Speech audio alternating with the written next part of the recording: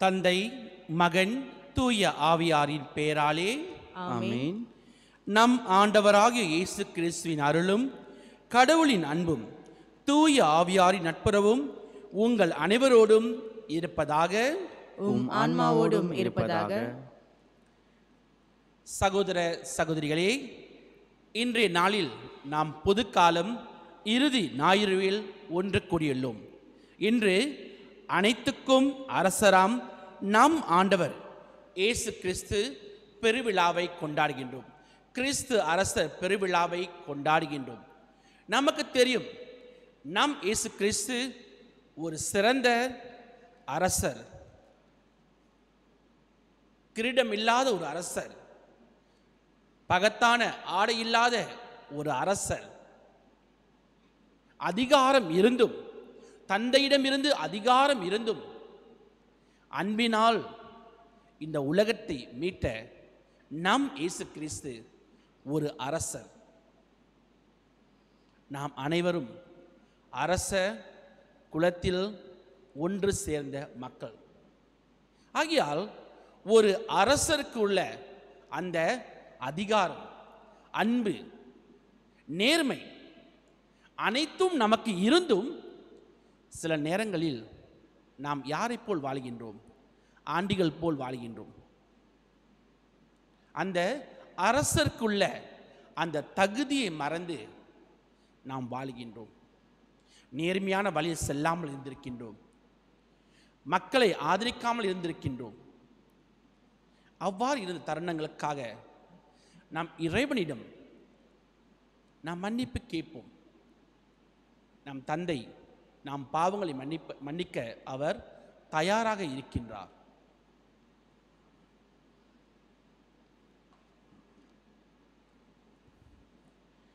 சகோதர சகோதரிகளே, தூய மறைநிகழ்வை கொண்டாட நாம் தகுதி பெறும் பொருட்டு நாம் பாவங்களை ஏற்றுக்கொள்வோம். எல்லாம் வல்ல இறைவனிடமும் சகோதர சகோதரிகளே உங்களிடமும் நான் பாவி என ஏற்றுக்கொள்கின்றேன். ஏனெனில் என் சிந்தனையாலும் சொல்லாலும் செயலாலும் கடமையில் தவறியதாலும் பாவங்கள் பல செய்தேன். என் பாவமே, என் பாவமே, என் பெரும் பாவமே. ஆகையால் எப்போதும் கன்னியான புனித மரியாவையும் வானதூதர் புனிதர் அனைவரையும் சகோதர சகோதரிகளே உங்களையும் நம் இறைவனாகிய ஆண்டவரிடம் எனக்காக வேண்டிக் கொள்ள மன்றாடுகின்றேன். எல்லாம் வல்ல இறைவன் நம் மீது இரக்கம் வைத்து நம் பாவங்களை மன்னித்து நம்ம நிலைவாழ்வுக்கு அழைத்து செல்வாராக. ஆமென்.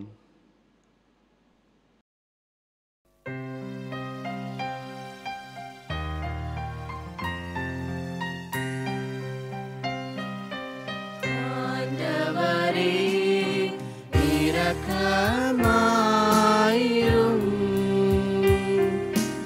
ஆண்டவரே இரக்கமாயிரும். கிறிஸ்துவே இரக்கமாயிரும். கிறிஸ்துவே இரக்கமாயிரும். ஆண்டவரே இரக்கமாயிரும்.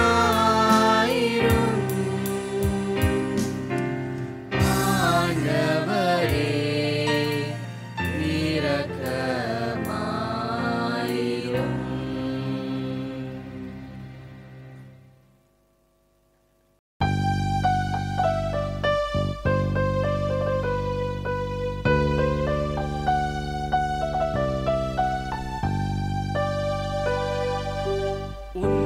உன்னதங்களிலே கடவுளுக்கு மாட்சி உண்டாகுக.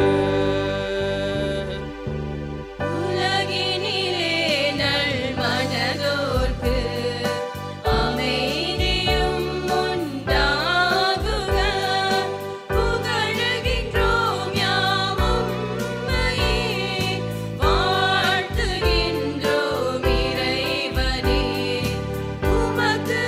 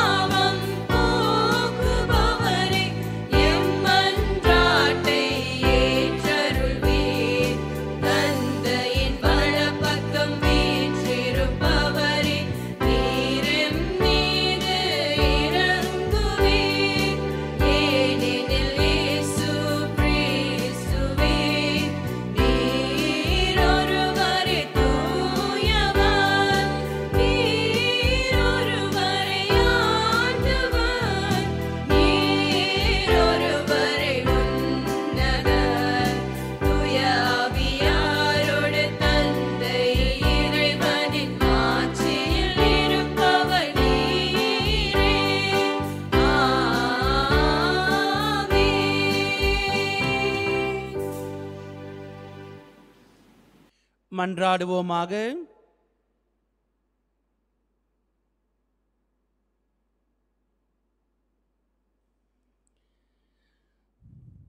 என்றும் உள்ள எல்லாம் வல்ல இறைவா, அனைத்துக்கும் அரசரான அன்பார்ந்த உம் திருமகனின் அனைத்தையும் புதுப்பிக்க திருவுள்ளமானீர்.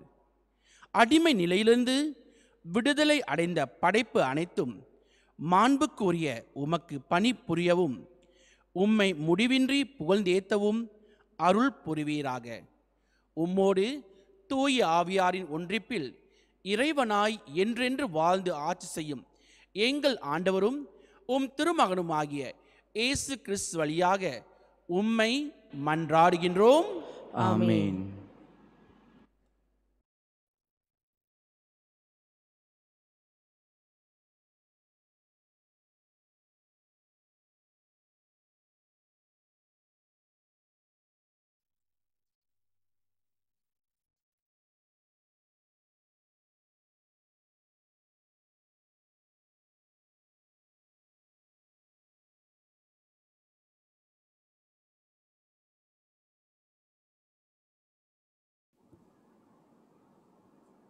இறைவாக்கினர் எசேக்கியேல் நூலிலிருந்து வாசகம்.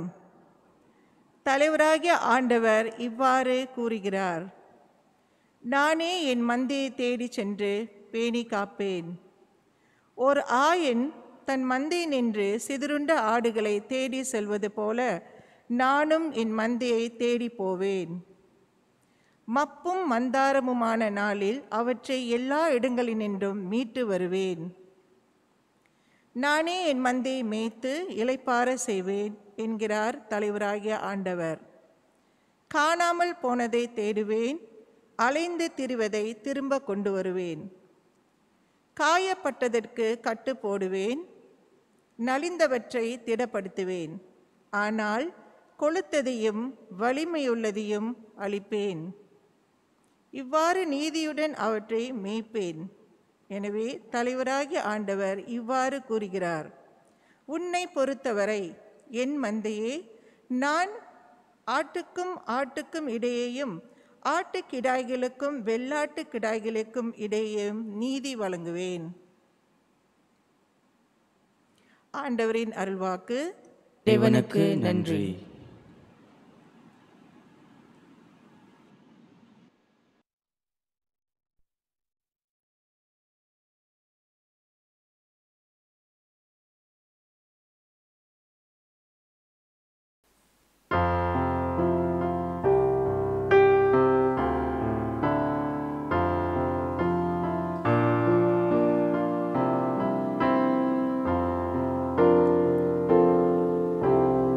ஆ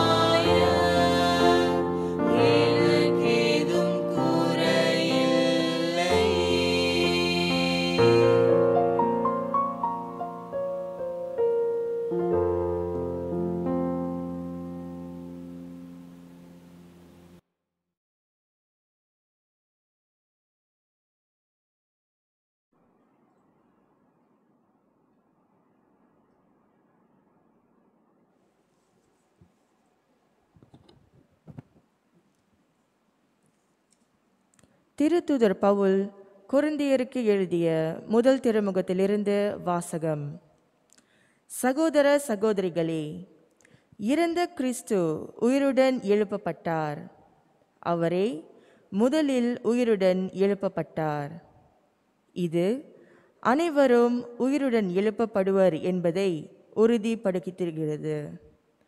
ஒரு மனிதர் வழியாக சாவு வந்தது போல ஒரு மனிதர் வழியாகவே இறந்தோர் உயிர் தெழுகின்றனர்.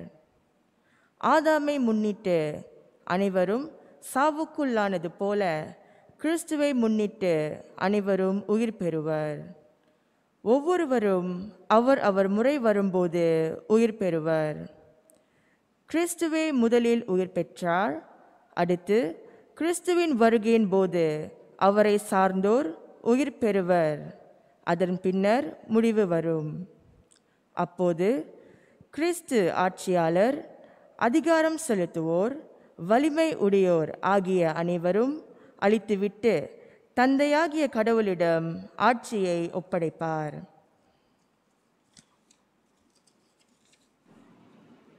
எல்லா பகைவரையும் அடிபணிய வைக்கும் வரை அவர் ஆட்சி செய்தாக வேண்டும். சாவே கடைசி பகைவன், அதுவும் அழிக்கப்படும். அனைத்துமே மகனுக்கு அடிபணியும் போது தமக்கு அனைத்தையும் அடிபணிய செய்த கடவுளுக்கு மகனும் அடிபணிவர்.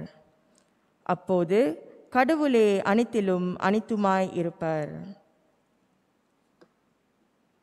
ஆண்டவரின் அருள்வாக்கு. இறைவனுக்கு நன்றி.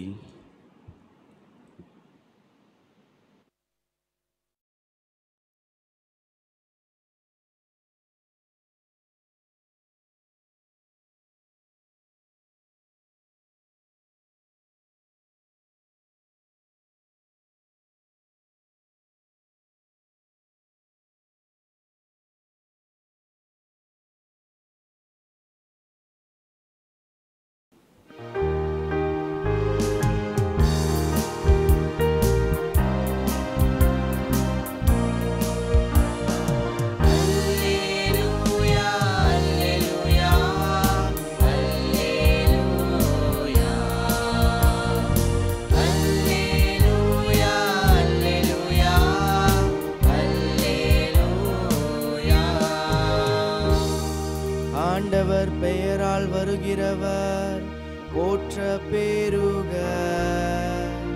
வரவிருக்கும் நம் தந்தை தாவீதின் அரசு போற்ற பெறுக.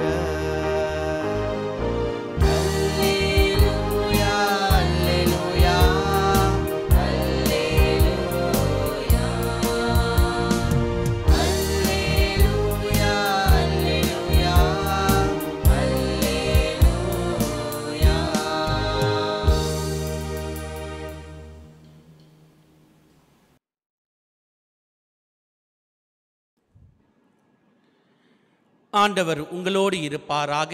உம் ஆன்மாவோடும் இருப்பாராக. மத்தேயு எழுதிய தூய நற்செய்தியிலிருந்து வாசகம். ஆண்டவரே, மாட்சி உமக்கே. அக்காலத்தில் வானதூதர் அனைவரும் புடைசூழ மானிட மகன் மாட்சியுடன் வரும்போது தம் மாட்சிமிகு அரியணையில் வீற்றிருப்பார். எல்லா மக்களினத்தாரும் அவர் முன்னிலையில் ஒன்று கூட்டப்படுவர். ஒரு 1000 செம்மறி ஆடுகளையும் வெள்ளாடுகளையும் வெவ்வேறாக பிரித்து செம்மறி ஆடுகளை வலப்பக்கத்திலும் வெள்ளாடுகளை இடப்பக்கத்திலும் நிறுத்துவது போல் அம்மக்களை அவர் வெவ்வேறாக பிரித்து நிறுத்துவார். பின்பு அரியணையில் வீற்றிருக்கும் அரசர் தம் வலப்பக்கத்தில் உள்ளோரை பார்த்து, என் தந்தையிடமிருந்து ஆசி பெற்றவர்களே, வாருங்கள், உலகம் தோன்றியது முதல் உங்களுக்காக ஏற்பாடு செய்திருக்கும் ஆட்சியை உரிமை பேராக பெற்றுக்கொள்ளுங்கள். ஏனெனில் நான் பசியாய் இருந்தேன், நீங்கள் உணவு கொடுத்தீர்கள். தாகமாய் இருந்தேன், என் தாகத்தை தணித்தீர்கள். அந்நியனாக இருந்தேன், என்னை ஏற்றுக்கொண்டீர்கள். நான் ஆடையிலிருந்து இருந்தேன், நீங்கள் எனக்கு ஆடை அணிவித்தீர்கள். நோயுற்றிருந்தேன், என்னை கவனித்துக் கொண்டீர்கள். சிறையில் இருந்தேன், என்னை தேடி வந்தீர்கள் என்பர். அதற்கு நேர்மையாளர்கள், ஆண்டவரே, எப்பொழுது உம்மை பசியுள்ளவராக கண்டு உணவளித்தோம், அல்லது தாகம் உள்ளவராய் கண்டு உமது தாகத்தை தணித்தோம்? எப்பொழுது உம்மை அந்நீராக கண்டு ஏற்றுக்கொண்டோம், அல்லது ஆடை இல்லாதவராக கண்டு ஆடை அனுபவித்தோம்? எப்பொழுது நோயுற்றவராக அல்லது சிறையில் இருக்க கண்டு உம்மை தேடி வந்தோம் என்று கேட்பார்கள். அதற்கு அரசர், மிக சிறியோராகிய என் சகோதர சகோதரிக்குள் ஒருவருக்கு நீங்கள் செய்வதையெல்லாம் எனக்கே செய்தீர்கள் என உறுதியாக உங்களுக்கு சொல்கிறேன் என பதில் அளிப்பார். பின்பு இடப்பக்கத்தில் உள்ளோரை பார்த்து, சபிக்கப்பட்டவர்களே, என்னிடமிருந்து அகன்று போங்கள், அலகைக்கும் அதன் தூதருக்கும் ஏற்பாடு செய்யப்பட்டிருக்கிற என்றும் அணையா நெருப்புக்குள் செல்லுங்கள். ஏனெனில் நான் பசியாய் இருந்தேன், நீங்கள் எனக்கு உணவு கொடுக்கவில்லை. தாகமாய் இருந்தேன், என் தாகத்தை தணிக்கவில்லை. நான் அந்நியனாய் இருந்தேன், நீங்கள் என்னை ஏற்றுக்கொள்ளவில்லை. ஆடையிருந்து இருந்தேன், நீங்கள் எனக்கு ஆடை அளிக்கவில்லை. நோயுற்று இருந்தேன், சிறையில் இருந்தேன், என்னை கவனித்துக் கொள்ளவில்லை என்பார். அதற்கு அவர்கள், ஆண்டவரே, எப்பொழுது நீர் பசியாகவோ தாகமாகவோ அந்நீராகவோ ஆடையின்றியோ நோயுற்றோ சிறையிலோ இருக்க கண்டு உமக்கு தொண்டு செய்யாதிருந்தோம் என்று கேட்பார்கள். அப்பொழுது அவர், மிக சிறியோராகிய இவர்களுள் ஒருவருக்கு நீங்கள் இதையெல்லாம் செய்யவில்லையோ, அதை எனக்கு செய்யவில்லை என உறுதியாக உங்களுக்கு சொல்கின்றேன் என பதில் அளிப்பார். இவர்கள் முடிவில்லா தண்டனை அடையவும் நேர்மையாளர்கள் நிலைவாழ்வு பெறவும் செல்வார்கள். ஆண்டவரின் அருள்வாக்கு. கிறிஸ்துவே உமக்கு புகழ்.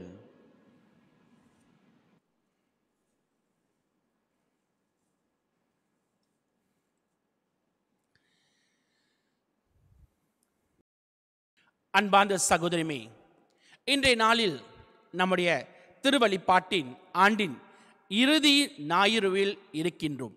அதாவது 34ஆம் ஞாயிறுவில் ஒன்று கூடியுள்ளோம். இன்றைய நாளில் இயேசு கிறிஸ்து அனைத்துலக அரசர் பெருவிழாவை நாம் கொண்டாடுகின்றோம். இயேசு கிறிஸ்து அனைத்து உலகத்துக்கும் அரசர் என்பதை நம்பி நாம் விசுவாசத்தோடு இந்த விழாவை கொண்டாடுகின்றோம். அன்பார்ந்தவர்களே, இந்த காலகட்டத்தில் அரசர்கள் நம் மத்தியில் வாழ்வது மிகவும் குறைந்து கொண்டு இருக்கிறது. முன்பே காலத்தில் எல்லாம் பார்த்தோமானால் சேர சோழ பாண்டிய மன்னர்கள், அரசர்கள் என்று பல கதைகளை நாம் படித்திருக்கின்றோம், கேட்டிருக்கின்றோம். அவர்கள் அதிகாரத்தோடு அவர்கள் ஆட்சியை நடத்தி வந்தார்கள். ஆனால் இந்த காலகட்டத்தில் அவ்வாறான நிலைமையை பார்ப்பது மிகவும் குறைந்து கொண்டு வருகிறது. பல நாடுகளில் அரசர்கள் இல்லாமல் இருக்கிறார்கள். ஆனால் எங்கே இந்த அரசர்கள்? உலகத்தை ஆட்டி படைத்த, உலகத்தை அதிகாரம் செய்த, அனைத்தையும் தங்கள் கைகளுக்குள் வைத்திருந்த இந்த அரசர்கள் இன்று எங்கே போனார்கள்? அன்பார்ந்த சகோதரமே, அவர்கள் எங்குமே போல மண்ணுக்குள் தான் போனார்கள். ஒரு பாடல் எனக்கு ஞாபகத்துக்கு வருது. மண்ணின் மீது மனிதனுக்கு ஆசை. மனிதன் மீது யாருக்கு ஆசை? மண்ணுக்கு ஆசை. மனிதனுக்கு மண் மீது ஆசை, ஆனால் மனிதன் மீது மண்ணுக்கு ஆசை. இறுதியில் யார் ஜெயிக்குது சொல்லுங்க? அந்த பாடல் சொல்லும், இறுதியில் மண் தான் ஜெயிக்குதுன்னு சொல்லுவாங்க வந்துட்டு. ஆனால் இறுதியில் யார் ஜெயிக்கிறார் என்றால் நம்ம திரு அவைத்தான் ஜெயிக்குது. யார் எப்படி இருந்தாலும் பார்க்கலாம், அரசராக இருக்கலாம், ஆண்டியாக இருக்கலாம். 4 பேர் தான் நம்மளை உள்ள கொண்டு வருவாங்க கோயில் உள்ளுக்கு, இறுதி வழிபாட்டுக்கு. அன்பார்ந்தவர்களே, இன்றைய நாளில் நாம் சற்று ஆழமாக சிந்திக்க விஷயமும் இயேசு கிறிஸ்து அரசர். இந்த ஆண்டு முழுதும் இயேசு கிறிஸ்துவை பல கோணங்களில் பார்த்திருக்கின்றோம். இயேசு ஒரு போதனையாளராக பார்த்திருக்கின்றோம், ஒரு மருத்துவராக பார்த்திருக்கின்றோம், ஏழைகளை நேசிப்பவராக பார்த்திருக்கின்றோம், பாவிகளை மன்னிப்பவராக பார்த்திருக்கின்றோம். ஆனால் ஒரு அரசராக நாம் இன்று பார்க்கின்றோம். அவர் அரசர் மட்டுமல்ல, ஆனால் ஒரு நல்லாயன், ஒரு நல்லாயன், ஒரு நீதிபதி. நாம் யோவான் அதிகாரம் 1 வசனம் 37 பார்த்தோமானால், அவர் ஒருவர் மட்டுமே உண்மையான அரசர். இயேசு கிறிஸ்து ஒருவர் மட்டுமே உண்மையான அரசர். படைப்பிலும் மீட்பிலும் இன்மையிலும் மறுமையிலும் அவர் அரசர். அவர் மூலமாகவே அனைத்தும் உண்டாயின. இயேசு கிறிஸ்து உண்மையிலும் அரசர், படைப்பிலும் மீட்பிலும் அனைத்திலும் அவர் அரசராக இருக்கின்றார் என்பதை நாம் விவிலியத்தில் பார்க்கின்றோம். லூக்கா அதிகாரம் 1 வசனம் 33 பார்த்தோமானால், அவர் யாக்கோப்பின் குடும்பத்தினருக்கு என்றென்றும் ஆட்சி செலுத்துவார், அவரது ஆட்சிக்கு முடிவே இராது. இயேசு கிறிஸ்துவின் ஆட்சிக்கு முடிவே இராது என்று நாம் வாசிக்க கேட்கின்றோம். யோவான் அதிகாரம் 19 பார்த்தோமானால், நாசரேத்து இயேசு யூதர்களின் அரசர். நாசரேத்து இயேசு யூதர்களின் அரசர். லூக்கா அதிகாரம் 23 வசனம் 42 பார்த்தோமானால், இயேசுவே, நீ ஆட்சி உரிமையில் மீண்டும் வரும்போது என்னை நினைவு கூறும். யார் சொல்லுவா? அந்த இரு கல்வர்களில் ஒரு கல்வர் சொல்வார், ஆண்டவரே, நீ மீண்டுமாய் ஆட்சி உரிமையில் வரும்போது என்னை நினைவு கூறும். அன்பார்ந்தவர்களே, இதெல்லாம் நமக்கு சொல்லுகின்றது, இந்த வசனங்கள் எல்லாம் ஆணித்தரமாக சொல்லுகின்றது, இயேசு கிறிஸ்து ஒரு உண்மையான அரசர். இடையில ஒரு படத்தில் பார்த்தேன், ஒரு வசனம் ரொம்ப அழகா இருந்துச்சு. மஸ்தி அட காயா பாரு பொலி பர்ஜாயா, மஸ்தி அட காயா பாரு பொலி பர்ஜாயா. அப்படின்னா இன்னைக்கு ஒரு காயா இருக்கணும், வந்துட்டு ஒரு துஞ்சோ பண்ணணும், வந்துட்டு அப்பதான் வந்துட்டு பொலே பர்ஜாயா. இயேசுக்கும் இந்த காயா இருந்துச்சு, இயேசுக்கும் இந்த காயா இருந்துச்சு. என்ன காயா? அதாவது ஒரு அரசர் என்ற அந்த காயா இருந்துச்சு. அதை எப்படி வெளிப்படுத்தினார் என்பதைத்தான் இன்று சிந்திக்க நாம் அழைக்கின்றோம். சில நேரங்களில் இயேசு ஒரு அரசராக இருக்கும் பொழுது ரொம்ப அதிகாரத்தோடு இருப்பது போல் நமக்கு தெரியும். இயேசு கண்டிப்பாக பேசுவார், உண்மையை பேசுவார், நீதியோடு பேசுவார். சற்று தவறாக புரிந்து கொள்ளக்கூட நமக்கு முடியும், ஏன் இயேசு தன் அதிகாரத்தை இவ்வாறு பயன்படுத்துகின்றார் என்பதை. ஒரு முறை ஒரு கிராமத்தில் வயல்வெளியில் ஒரு நாகப்பாம்பு இருந்ததாம், பெரிய பாம்பு இருந்ததாம். அந்த பக்கம் போறவங்க எல்லாத்தையும் கொத்திருமா. அந்த மக்களே பயந்து கொண்டு இருந்தார்களாம். ஒரு நாள் அந்த வழியாக ஒரு குருவானவர் போறாராம். அப்ப அந்த பாம்பு அவர் கொத்த வரும்போது அந்த குருவானவர் சொன்னாராம், நீ இனிமே யாரையும் கொத்தக்கூடாது, யாருக்கும் தொந்தரவு கொடுக்கக்கூடாது, நீ பாட்டுக்கு அமைதியாக சொன்னாராம். அவர் பாட்டு போயிட்டு ஒரு 3 மாதம் கழிச்சு அந்த குருவானவர் அந்த வழியாக வராராம். அந்த பாம்போட நிலைமை ரொம்ப பரிதாபமாக இருந்தாம். உடம்பெல்லாம் ஒரே புண்ணி, கல்லடி பட்டு அப்படியே மயங்கி ஒரு சோர்ந்து கிடந்தான். அந்த குருவான கேட்டார் அந்த பாம்பை பற்றி, என்ன உனக்கு ஆச்சு? நீங்கள் தான் சொன்னீங்க யாரையும் கொத்தக்கூடாதுன்னு, நான் உண்டு வேலை உண்டுன்னு இருந்தேன், நான் அமைதியாக இருந்தோன்னே மக்கள் எல்லாம் என் மீது கல் எடுத்து வீச ஆரம்பித்தார்கள், என் உடம்பெல்லாம் இப்போது புண்ணாகி விட்டது என்று அந்த பாம்பு கூறியதாம். அப்போ அந்த குருவான சொன்னாராம், நான் உன்னை கொத்தத்தான் வேணான்னு சொன்னேன், சீர வேணான்னு சொல்லலை. உன்னை கொத்தக்கூடாது சொன்னேன், ஆனால் சீர வேணாம் என்று சொல்லவில்லை. இந்த தத்துவத்தை தான் இயேசு தன்னுடைய வாழ்க்கையில் பயன்படுத்தினார். இயேசு அனைவரையும் அன்பு செய்தார். ஆனால் ஒரு பிரச்சனை வரும்பொழுது இயேசு கேள்வி கேட்டார். மக்களுக்கு அநீதி வரும்போது அவர் சீறி எழுந்தார். தனக்காக இல்லை, மக்களுக்காக அவர் வாழ்ந்தார். இந்த தத்துவத்தை தான் இயேசு வாழ்ந்து காட்டினார். அனைவரும் அன்பு செய்தார், யாரையும் கொத்தக்கூடாது, அனைவரும் அன்பு செய்தார். ஆனால் அநீதி நடக்கும்போது இயேசு குரல் கொடுத்தார். அன்பார்ந்தவர்களே, இதுதான் ஒரு நல்ல அரசரின் ஒரு மதிப்புமிக்க பண்புகள். இன்றைய முதல் வாசகம் நாம் எரேமியா அதிகாரத்திலிருந்து பார்த்தோம். எவ்வாறு இயேசு ஒரு நல்லாயனாக இருக்கின்றார். செம்மறி ஆடுகளையும் வெள்ளாடுகளையும் அவர் பாதுகாத்து வருகின்றார். காணாமல் போன ஆடுகளை அவர் தேடி அரவணைக்கின்றார். அவர்களுக்கு பசுமையான இடத்துக்கு சென்று நீர்நிலைகளுக்கு அவர்களுக்கு அழைத்து செல்கின்றார். பாருங்கள், இயேசு கிறிஸ்து ஒரு நல்லாயனாக இருந்து அவர் அனைவரையும் அன்பு செய்ய அழைக்கின்றார். ஒரு அரசர் என்பவர் இவ்வாறு தான் வாழ வேண்டும். இன்றைய நம்முடைய திருப்பலி தொடக்க உரையில், நம்முடைய நற்கருணை மன்றாடி தொடக்க உரையில் பார்த்தோமானால், இயேசு கிறிஸ்துக்கு என்ன எல்லாம் பண்புகள் இருக்கின்றன என்பதை அழகாக நாம் பார்க்கலாம். அவர் உண்மையின் அரசர். இயேசு உண்மையை பேசினார். பிலாத்து அவரிடம் கேட்கும்போது, நான் உண்மையை தான் பேசினேன், அது என்ன உண்மை என்று பிலாத்து கேட்பார். நான் உண்மையை தான் பேசினேன். மக்களுக்கு எது தேவை? நான் கடவுளிடமிருந்து வந்தவன், அது உண்மை. மக்களால் ஏற்றுக்கொள்ள முடியவில்லை. இன்று நானும் உண்மையை பேசினா உங்களுக்கு யாருக்கும் என்ன பிடிக்காது. ஆனால் ஒரு அரசர் உண்மையை பேசுவேன் என்பதற்காக இயேசு எடுத்துக்காட்டாக விளங்குகின்றார். அவரின் அரசு நீதியின் சார்ந்தது, அநீதியை சார்ந்தது அல்ல. இரண்டாம் பண்பு, அவர் நீதிக்கு முக்கியத்துவம் கொடுத்தார். என்ன நீதி கொடுத்தார்? உதாரணத்துக்கு, அந்த பெண்மணி விபச்சாரத்தில் வரும்போது அவர் நீதியோடு பதில் கொடுத்தார். யாரெல்லாம் தவறு செய்யாமல் இருக்கீங்களோ, யாரெல்லாம் நீதியோடு இருக்கின்றோ, முதல் கல்லை எடுத்து இந்த பெண்மணி மேல் வீசுங்கள். எல்லாரும் போயிட்டாங்க. வந்துட்டு கூட்டத்தில் நான் இருந்தால் நானும் பேரு பண்ண வைக்கிறேன். அன்பார்ந்தவர்களே, இயேசு கிறிஸ்து நீதியின் அரசை வெளிப்படுத்தினார், அருளின் அரசை வெளிப்படுத்தினார். அருள் என்றது ஆசீர்வாதம். எவ்வாறு அந்த ஆசீர்வாதத்தை அவர் கொடுத்தார்?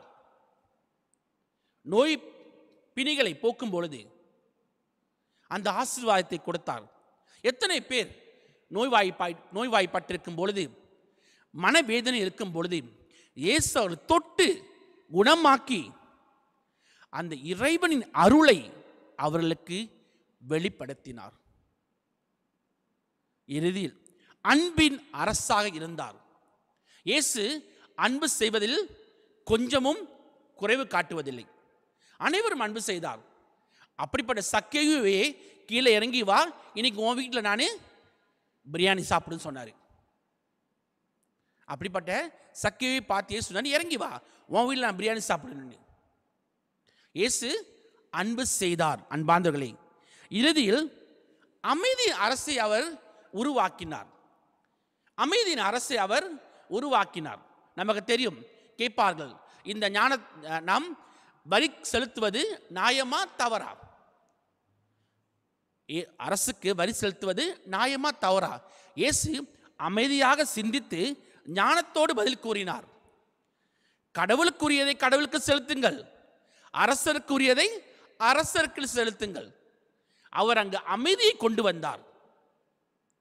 கடலில் பயணம் செய்யும் பொழுது புயல் காத்தில் தத்தளித்த சீடர்களுக்கு அமைதியை கொண்டு வந்தார். அன்பின் தென்றலாய் அவர் வந்தார். அன்பார்ந்தவர்களே, இறுதியில் அவரது அரசு வாழ்வின் அரசாக இருந்தது.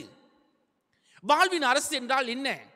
தன்னுடைய வாழ்க்கையில் தன் வாழ்வின் வழியாக ஒரு அரசை அவர் நிறுவினார். தன் வாழ்வுதான் ஒரு அரசுக்கு எவ்வாறு வாழ்வு என்பதை அவர் வாழ்ந்தார். எவ்வாறான வாழ்க்கை என்று சற்று சிந்தித்து பார்ப்போம். இந்த காலகட்டத்தில் ஒரு அரசர் இல்லை அரசி தங்களுடைய கிரீடத்தில் நல்ல விலை உயர்ந்த முத்துக்களையும் மாணிக்கங்களையும் பதித்து இருப்பார்கள். ஆனால் நாம் இயேசு கிறிஸ்துவுக்கும் விலை மதிப்பு மிக்க, விலைக்கே இல்லாத அளவுக்கு ஒரு கிரீடம் சூட்டினோம், முள்முடி. அரசர்கள் தங்கள் கிரீடத்தை பயன்படுத்தும் போது அதிலிருந்து பல ஒளிகள், வெளிச்சம் வரும். இயேசு கிறிஸ்து தன்னுடைய கிரீடத்தை மாற்றும் பொழுது இரத்த துளிகள் வந்தன. அன்பார்ந்தவர்களே, இதுதான் இயேசு கிறிஸ்து வாழ்வின் அரசராக வாழ்ந்தார் என்பதற்கு நமக்கு தெரிந்த முக்கியமான சான்று. நான் இடையில் நம்முடைய எலிசபெத் ராணியாரின் வாழ்க்கையை சற்று படித்து பார்க்கும் பொழுது அவருக்கு பல வகையான விஷயங்கள் அவர் செய்வதற்கு வாய்ப்பு இருக்குதாம். முதலில் அவர் எந்த நாட்டுக்கு சென்றாலும் அவருக்கு பாஸ்போர்ட் தேவையில்லை. அவர் டிரைவிங் செய்யும்போது டிரைவிங் லைசன்ஸ் தேவையில்லை. அவர் எந்த சொத்துக்கும் வரி கொடுக்க வேண்டும் என்பதற்காக அதுவும் வரி கட்ட தேவையில்லை. இருந்தாலும் அவர் வரி கட்டுகின்றாராமாம். அவருக்கு பல வகையான ப்ரிவிலேஜ், நிறையான விஷயங்கள் செய்வதற்கு அதிகாரம் இருக்கிறது. அன்பார்ந்தவர்களே, அதே போல் நம் இயேசு கிறிஸ்துவுக்கும் பல அதிகாரங்கள் இருந்தும் அவர் எவ்வாறு வாழ்ந்தார்? தாழ்ச்சியோடு வாழ்ந்தார். காரணம் தெரியும். அவரும் ஒரு நாள் இந்த மண்ணுக்கு சென்று 3ஆம் நாள் உயிர்த்தெழுந்து மீண்டுமாய் மாட்சியுடன் வெற்றியுடன் தந்தையிடம் திரும்பி செல்வார் என்பதை அவர் நன்கு உணர்ந்திருந்தார். அன்பார்ந்தவர்களே, இறுதியாக இயேசு கிறிஸ்து ஒரு நீதிபதியாக பார்க்கின்றோம். நற்செய்தியில் இயேசு வலப்புறமும் இடதுபுறமும் அவர் மக்களை பிரித்து வைக்கின்றார். எதற்கு? இருவரும் வெள்ளாடுகளும் செம்மறியாடுகளும் பார்ப்பது ஒன்றாக இருந்தாலும் தங்களின் அந்த குணாதிசயங்களுக்கு ஏற்ப அவர்களை பிரித்து வைக்கின்றார். நாம் கேட்கலாம், இயேசுக்கு ஏன் இந்த பாராபட்சம்? அனைவரும் அன்பு செய்யலாமே. அன்பார்ந்தவர்களே, இயேசு கிறிஸ்துக்கு தெரியும். இயேசு கிறிஸ்து நமக்கு சொல்ல வேண்டியதெல்லாம் சொல்லிவிட்டார். செய்யாவிட்டால் அதன் பயனை நாம் மேற்கொள்ள வேண்டும். பழைய ஏற்பாட்டில் இஸ்ராயல் மக்கள் சாமுவேலை பார்த்து கேட்பார்கள், எங்களுக்கு ஒரு அரசர் வேண்டும், எங்களுக்கு ஒரு அரசர் வேண்டும். கடவுளுக்கு கொஞ்சம் மன வருத்தம். நானே ஒரு அரசராக இருந்து அவர்களை வழிநடத்தி வருகின்றேன், ஏன் இவர்களுக்கு இன்னொரு அரசர்? சாமுவேல் சொல்வார், உங்களுக்கு அரசர் வரும்போது நீங்கள் வரி கட்ட வேண்டும், பல வகையான பிரச்சனைகளுக்கு நீங்கள் உள்ளாக்குவார்கள், உங்கள் பிள்ளைகளை கூட உங்கள் பெண்களை கூட அவர்கள் எடுத்துக்கொள்வார்கள் என்று அவர்களுக்கு சொல்லியும் பிடிவாத தனமாக எங்களுக்கு அரசர் வேண்டும் என்று அவர்கள் வாழ்ந்தார்கள்.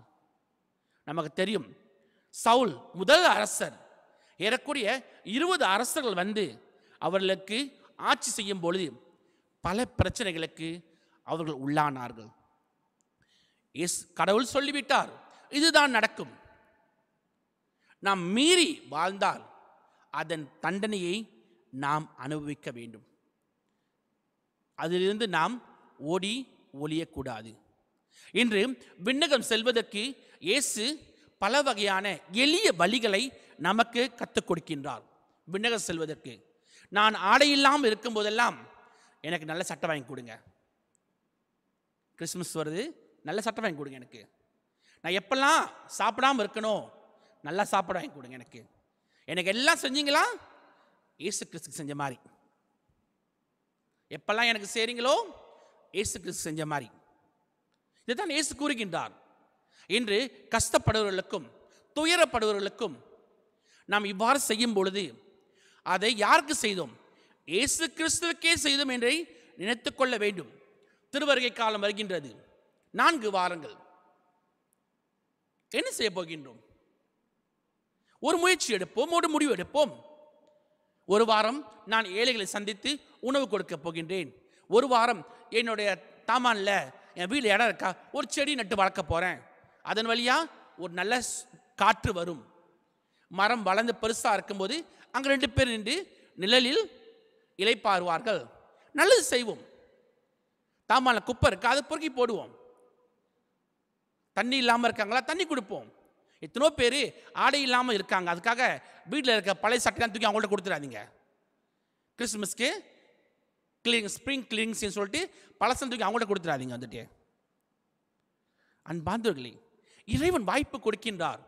தவக்காலத்தை எவ்வாறு கொண்டாடுவது என்று இன்றே இறைவன் நமக்கு வாய்ப்பு கொடுக்கின்றார். இவ்வாறு செய்தோமானால் பிறக்கவிருக்கும் குழந்தை இயேசுவை நம்முடைய கரங்களில் சந்தோஷமாக நாம் ஏந்த முடியும். ஆகையால் அன்பார்ந்தவர்களே, இன்றைய நாளில் இந்த விஷயத்தை, இந்த விழாவை கொண்டாடும் பொழுது நாம் நினைவில் வைத்துக் கொள்ள வேண்டும் என்பதெல்லாம், நாம் அனைவரும் அரச குருத்துவ திருக்கூட்டம், ஆகையால் இந்த மேன்மையின் வாழ்வை நாம் வாழ வேண்டும். சில நேரங்கள் என்ன செய்து கொண்டிருக்கின்றோம், நம்மெல்லாம் அரசர்கள், குருத்துவ திருக்கூட்டம் என்று சொல்லி இஷ்டம் போல வாழ்ந்து கொண்டிருக்கின்றோம். ஒரு முறை ஒரு விறகு வெட்டி தன்னுடைய விறகு வெட்டுவதற்காக காட்டுக்கு சென்றாராம். அப்போது அங்கு ஒரு நரி 2 கால் இல்லாமல் அப்படியே உட்கார்ந்து இருந்துச்சாம். இப்போ விறகு வெட்டி நினைத்தாராம், பாரு இந்த நரிக்கு 2 காலுமே இல்லை, இது எப்படி சாப்பிடும் என்று நினைத்து கொண்டிருக்கும் போது ஒரு புலி ஒரு மானை வேட்டையாடி அந்த மானை சாப்பிட்டு பாதி இறைச்சி அங்கே போட்டு போயிருச்சான். இந்த நரி கொஞ்சம் கொஞ்சமாக போய் அந்த மானை சாப்பிட்டுட்டு அதுவும் போயிருச்சான். இந்த விறகு வெட்டி ஓசிக்க ஆரம்பித்தாராம். 2 கால் இல்லாத அந்த நரிக்கே கடவுள் சாப்பாடு கொடுக்கும் பொழுது என்னையும் பாதுகாத்துக் கொள்வார்னு சொல்லி விறகு வெட்டதை நிப்பாட்டிட்டாராம். விறகு வெட்டதை நிப்பாட்டிட்டு நாளாக உடம்பை இழைச்சி மெலிசா போய் கடவுள்கிட்ட போய் கேட்டாராம், என்ன கடவுளே, அந்த நரிக்கே சாப்பாடுக்கு போட்டீங்க, இன்னைக்கு நான் வாரம் வந்து உங்களுக்கு வழிபாடு செய்கின்றேன், வாரம் கோயிலுக்கு வரேன், எனக்கு சாப்பாடு போடல. அப்ப கடவுள் சொன்னாராம், நீ நரியை முன்மாதிரியாக கொண்டார், ஆனால் நீ புலியைத்தான் முன்மாதிரியாக கொண்டு வாழ வேண்டும். புலி தன்னுடைய உணவுக்காக உழைத்தது, அந்த உணவின் வழியாக மற்றவருக்கு வாழ்வு கொடுத்தது. இன்று நீங்களும் நானும் அரசர்கள் என்று சொல்லிக்கொண்டு பகட்டான ஆடைகளை அணிந்து கொண்டு வாழ்ந்தால் எந்த ஒரு புண்ணியமும் இல்லை. ஆனால் நாம் ரைட்டான ஒரு முன்மாதிரியை நாம் தேர்ந்தெடுக்க வேண்டும். இந்த நாட்டின் அரசர்களா அல்லது நமது அரசரா, யார் நமக்கு வேண்டும்? நாட்டின் அரசை தேர்ந்தெடுத்தோமானால் நாட்டின் சூழ்நிலைக்கு ஏற்ப நாம் வாழ்வோம். இயேசு கிறிஸ்துவை அரசராக தேர்ந்தெடுத்தால் இயேசு கிறிஸ்து போல் நீங்களும் நானும் மாறுவோம். அன்பார்ந்தவர்களே, நாம் அனைவரும் இந்த விழாவை கொண்டாடும் பொழுது இந்த கருத்துக்களாக மன்றாடுவோம். ஒவ்வொருவரும் ஒரு புதிய சிந்தனையோடு ஒரு புதிய மாற்றத்தை இந்த திருவரை காலத்தை கொண்டு வருவதற்காக நாம் மன்றாடுவோம். இந்த அருளுக்காக இந்த திருப்பலியில் வேண்டிக் கொள்வோம்.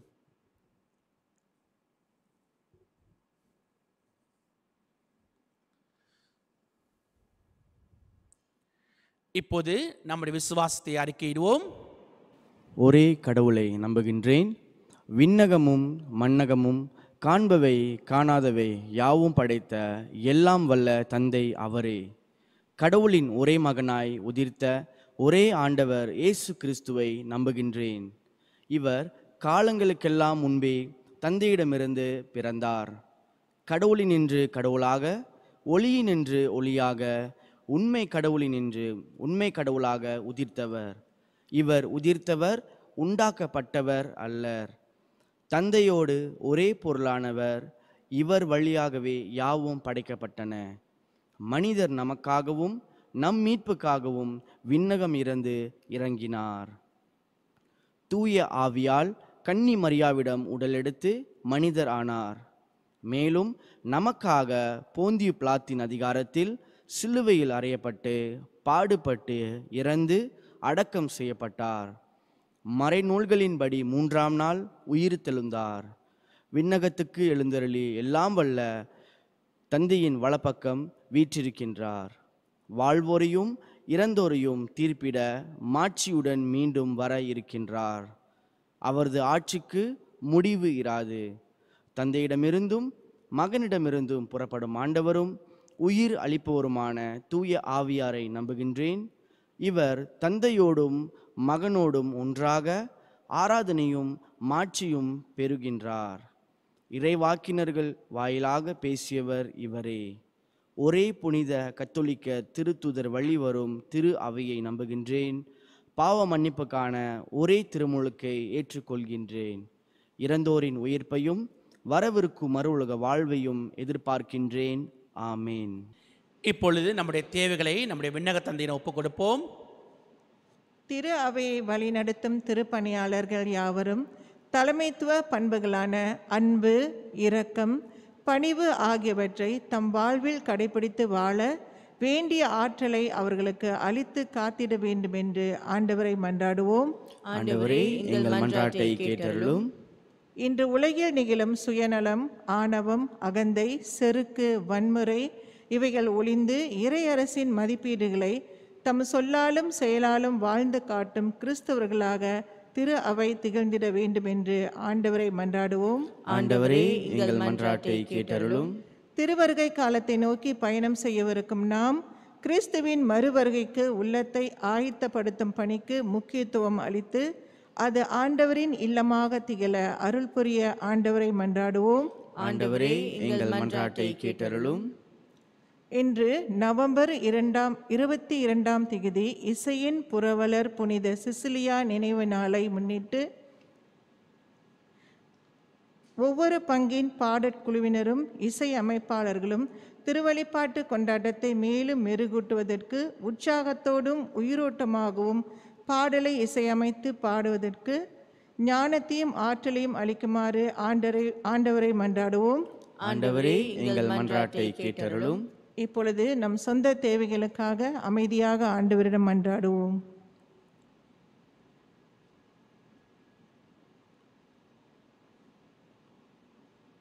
ஆண்டவரை மன்றாடுவோம். ஆண்டவரே எங்கள் மன்றாட்டை கேட்டருளும்.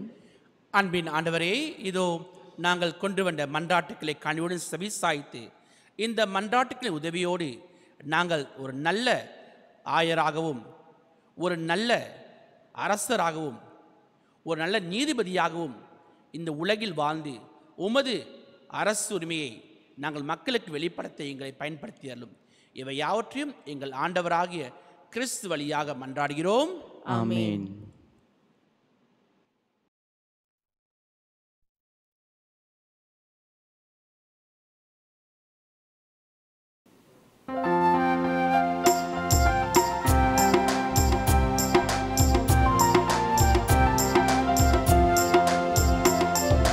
காணிக்கை தரும் நேரம் நான் என் மனம் தருகின்றேன்.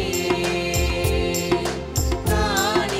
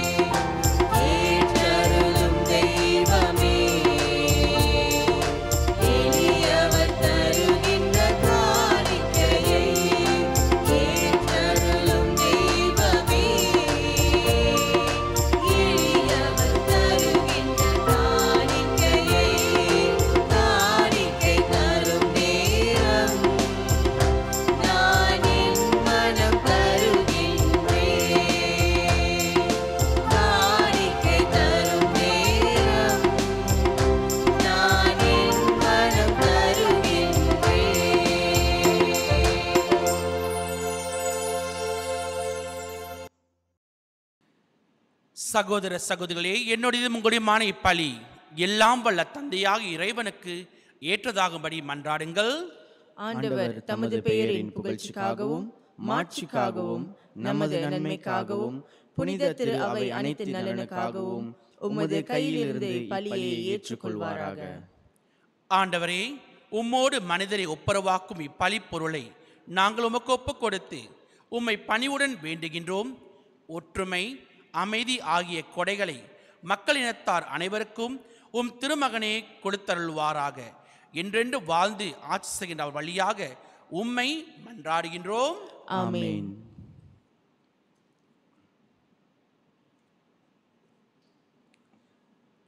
ஆண்டவர் உங்களோடு இருப்பாராக. உம் ஆன்மாவோடும் இருப்பாராக. இதயங்களை மேலே எழுப்புங்கள். ஆண்டவரிடம் எழுப்பியுள்ளோம். நம் இறைவனாகிய ஆண்டவருக்கு நன்றி கூறுவோம். அது தகுதியும் நீதியும் ஆனதே.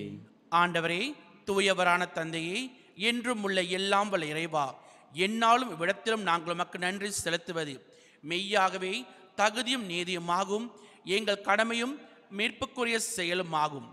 நீர் உம்முடைய ஒரே பேரான திருமகன் எங்கள் ஆண்டவர் இயேசு கிறிஸ்துவை என்றென்றும் குருவாகவும் அனைத்துக்கும் அரசராகவும் அக்களிப்பின் தைலத்தால் அருள் பொழிவு செய்தீர்.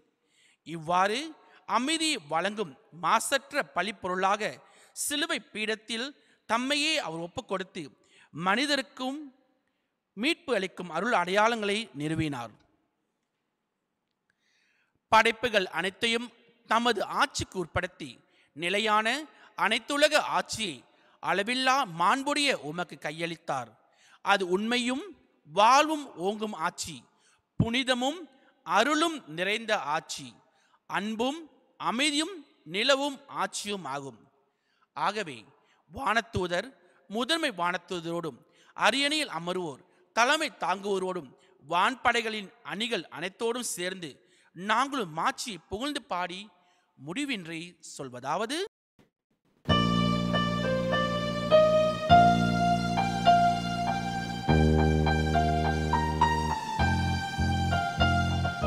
தூயவர் தூயவர் தூயவர் வான்படைகளின் கடவுளாம் ஆண்டவர். விண்ணகமும் மண்ணகமும் உமது மாட்சியால் நிறைந்துள்ளன. உன்னதங்களிலே ஓசன்னா, உன்னதங்களிலே ஓசன்னா.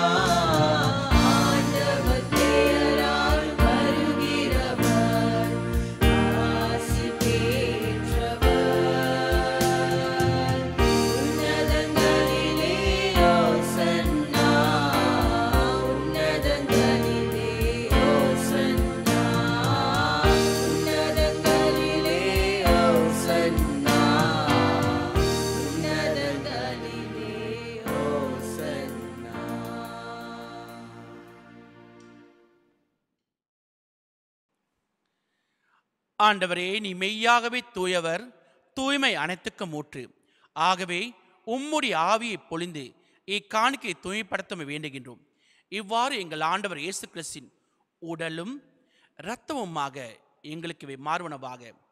அவர் பாடுபட உளம் கணிந்து தம்மை கையளித்த போது அப்பத்தை எடுத்து நன்றி செலுத்தி அதை பிட்டு தம் சிறு கழித்து கூறியதாவது: அனைவரும் இதிலிருந்து பெற்று உண்ணுங்கள், ஏனெனில் உங்களுக்காக கையளிக்கப்படும் என் உடல்.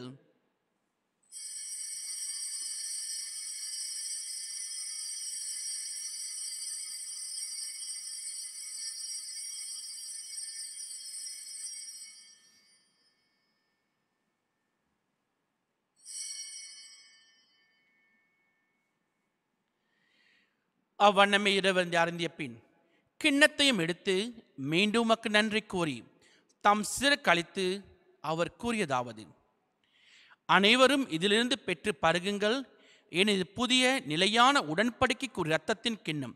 இது பாவ மன்னிப்புக்கென்று உங்களுக்காகவும் பலருக்காகவும் சிந்தப்படும். இதை என் நினைவாக செய்யுங்கள்.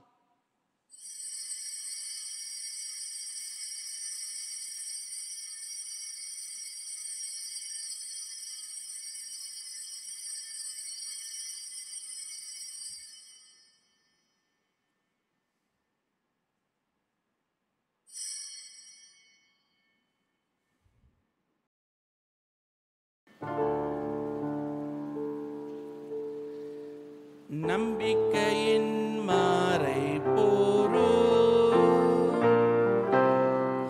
ஆண்டவரே நீர் வருமளவும் உமது இரத்தினை அறிக்கையிடுகின்றோம், உமது உயிர்ப்பினையும் எடுத்துரைக்கின்றோம்.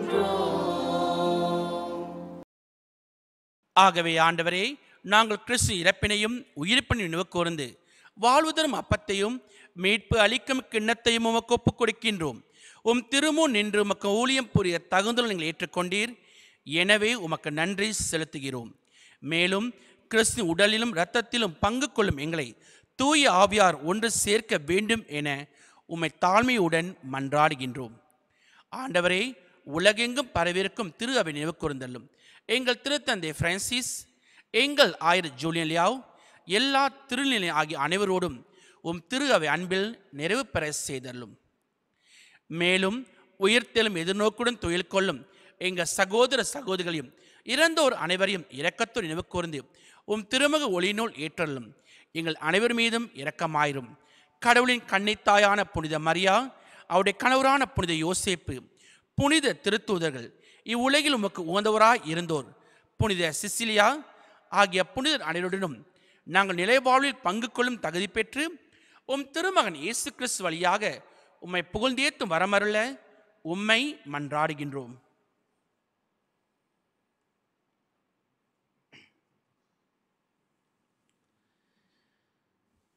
இவர் வழியாக இவரோடு இவரில் எல்லாம் வல்ல இறைவனாகிய தந்தையே,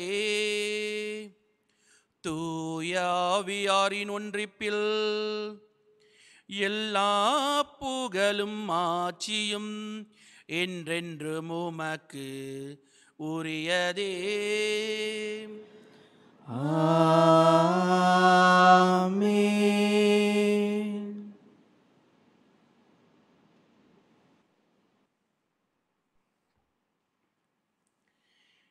மீட்பரின் கட்டளையால் கற்பிக்கப்பட்டு இறை படிப்பினர் பயிற்சி பெற நாம் துணிந்து சொல்லுவோம்.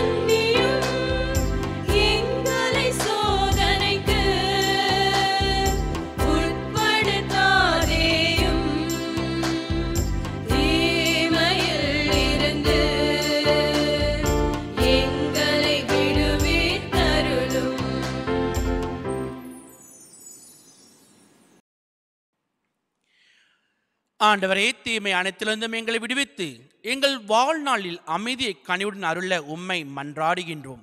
உமது இரக்கத்தின் உதவியால் நாங்கள் பாவத்திலிருந்து எப்போதும் விடுதலை பெற்று யாதொரு கலக்கமின்றி நலமாய் இருப்போமாக. நாங்கள் எதிர்நோக்கியிருக்கும் பேரின்பத்துக்காகவும் என் மீட்பராக இயேசு கிறிஸ்து வருகைக்காகவும் காத்திருக்கிறோம்.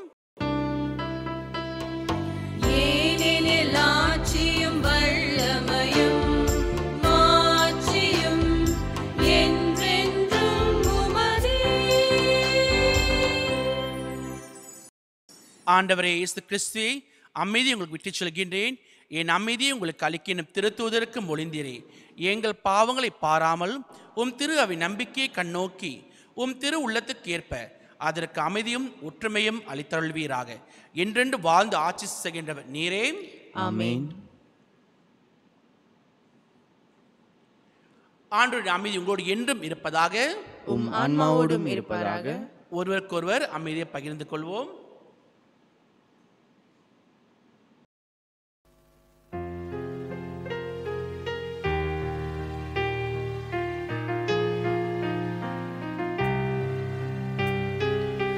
உலகின் பாவம் போக்கும் இறைவனின் செம்மறியே, என்மேல் இரக்கம் வையும். உலகின் பாவம் போக்கும் இறைவனின் செம்மறியே, என்மேல் இரக்கம் வையும். உலகின் பாவம் போக்கும் இறைவனின் செம்மறியே, எமக்கு அமைதி அருளும்.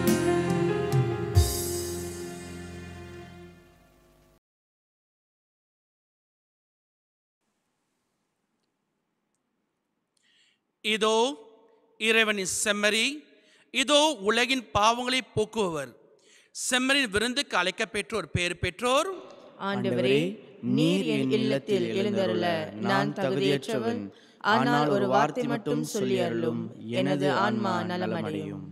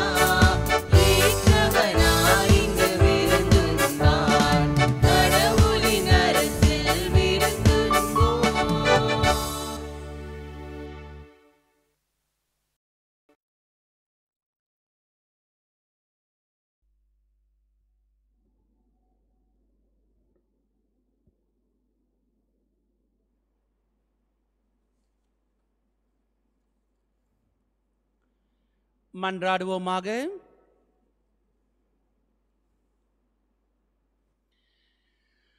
ஆண்டவரே, சாகாவரம் தரும் உணவை உட்கொண்டுள்ள நாங்கள் உம்மை வேண்டுகின்றோம். அனைத்துக்கும் அரசராம் கிறிஸ்துவின் கட்டளைகளுக்கு கீழ்ப்படிவதால் பெருமை கொள்ளும் நாங்கள் அவருடைய விண்ணக ஆட்சியில் அவரோடு என்றென்றும் வாழ ஆற்றல் பெறுவோமாக. என்றென்று வாழ்ந்து ஆட்சி செய்கின்ற அவர் வழியாக உம்மை மன்றாடுகின்றோம். ஆமென். சில அறிவிப்புகள். முதலில் வருகின்ற சனிக்கிழமை வந்துட்டு நம்முடைய பங்கில் வந்துட்டு மீண்டுமாய் ஒரு காணொளியை வெளியிடப் போகின்றோம். திருவருகை காலத்தை ஒட்டி ஒரு காணொளியை ஏற்பாடு செய்துள்ளோம். வருகின்ற சனிக்கிழமை இரவு 7 மணிக்கு நீங்கள் அதை பார்க்கலாம். இதன் வழியாக எவ்வாறு திருவருகை காலத்தின் வரலாறு எவ்வாறு கொண்டாடுகின்றோம் சில விளக்கங்களை நாம் ஒரு காணொளி வீடியோ வழியாக வெளியாக்குகின்றோம். அனைவரும் பார்க்குமாறு கேட்டுக்கொள்கின்றோம். இது எங்கே பார்க்கலாம்? ஒவ்வொரு வாரமும் மக்கள் எங்கிட்ட மெசேஜ் பண்ணுறாங்க, கால் பண்ணுறாங்க, ஃபாதர் பூசைக்கு எந்த லிங்க்கை பார்க்கணும், ஃபாதர் எந்த யூடியூப் பார்க்கணுன்னு. எங்கேயும் போக வேணாம். நம்ம பேரிஷ் ஓலி ஃபேமிலி காஜாங், அதாவது யூடியூப்பில் போய்ட்டு ஓலி ஃபேமிலி காஜாங் தட்டினீங்களா நம்மளோட பேரிஷ் யூடியூப் வர வந்துட்டு அங்கே சப்ஸ்கிரைப் பட்டன் இருக்கும்.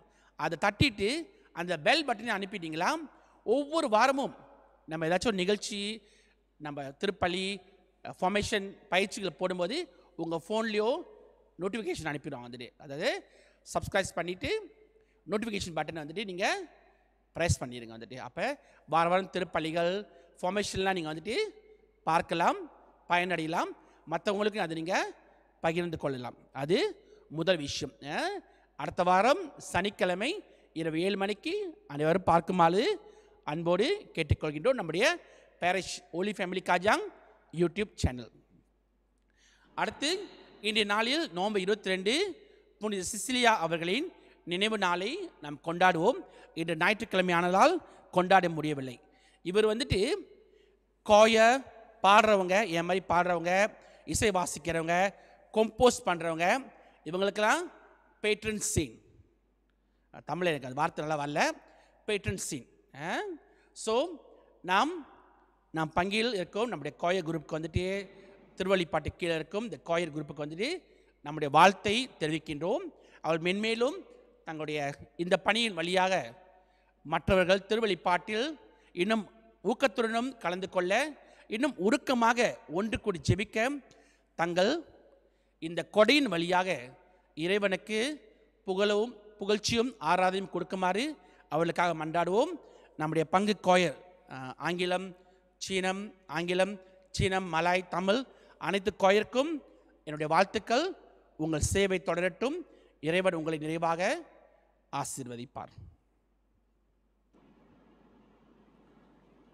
ஆண்டவர் உங்களோடு இருப்பாராக, உம் ஆன்மாவோடும் இருப்பாராக. எல்லாம் வல்ல இறைவன் தந்தை, மகன், தூய ஆவியார் உங்களுக்கு ஆசி வழங்குவாராக. ஆமென். சென்று வாருங்கள், திருப்பலி நிறைவேறிற்று. இறைவனுக்கு நன்றி.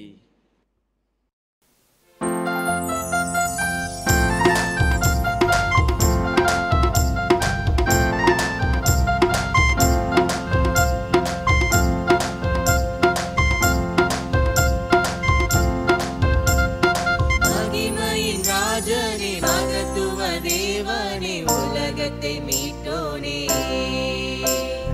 மகிமையின் ராஜனே, மகத்துவ தேவனே, உலகத்தை மீட்டோனே.